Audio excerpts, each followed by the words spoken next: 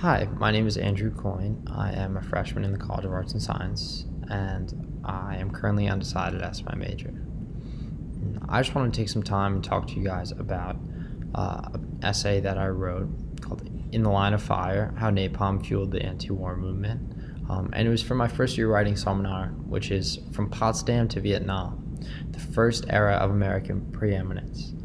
And the professor was Thomas Schwartz, who I think is amazing. Highly recommend it. So the paper actually began as a term paper.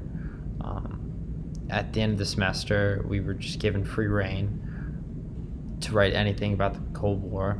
And I kind of struggled with that at first, honestly.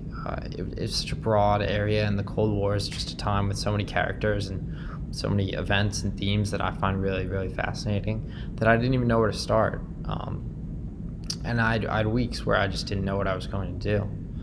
So what I did is anytime we had a reading or watched a movie or this or that, I would just take notes in the margin of the book or anywhere I could, really, just writing term paper question mark, term paper question mark, and just trying to see what I could do with that. Eventually, the idea that I stuck with came to me when we were watching a documentary for the class called 2 Days in October, about a battle in Vietnam and the University of Wisconsin protests that actually happened in back-to-back days.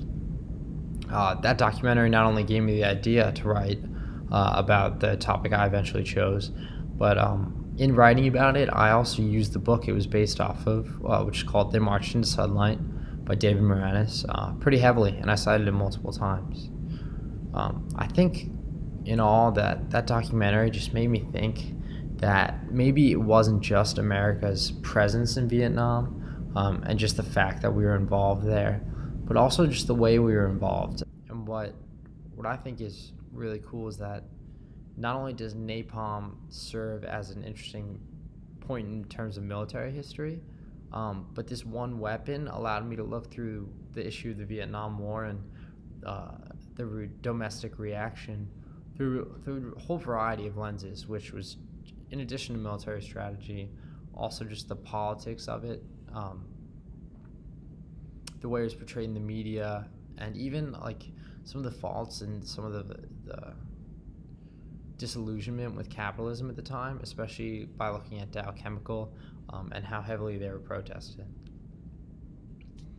In terms of the writing process as a whole, the toughest thing for me, or at least the thing I spent the most time on, was editing and rewriting. I wrote it relatively quickly, and I got going, and I really thought I was in a sweet spot. And next thing I knew, I was finished. But once I finished, I must have looked it over at least 5 or 6 times, just by myself, just like dialed in. And I thought it was perfect. I thought it was the perfect paper, and I brought it to Professor Schwartz, and he didn't fully agree with me. He actually had a lot of edits and a lot of suggestions, which was kind of it's a tough experience hearing that people aren't as enthusiastic as you are. But looking back, taking his advice and looking into different things or exploring new topics that he encouraged really, I think, made my paper stronger in the long run. And for that reason, afterwards, I asked a bunch of friends to read it because I thought, hey, maybe they could help as well.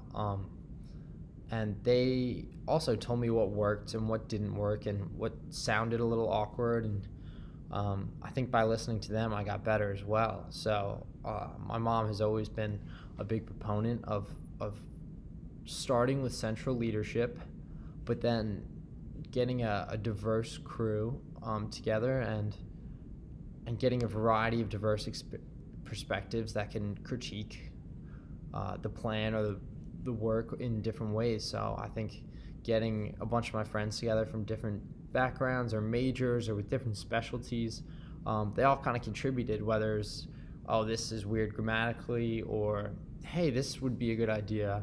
And I think in the long run, that really made the paper a lot stronger. So in terms of the learning experience, I think I learned a lot about really, really fascinating history, and maybe even just American society in general. But in terms of learning about writing and what I should be doing going forward, that was probably the most powerful thing for me. Just the idea of being humble enough to take other people's advice and to remember to ask people of different mindsets. Because if everyone in the room is saying the same thing, you're not really growing at all. So for me, that was the most powerful message from the entire experience. And the experience as a whole was a good one. I love the topic, and I hope you guys enjoyed it. Thanks.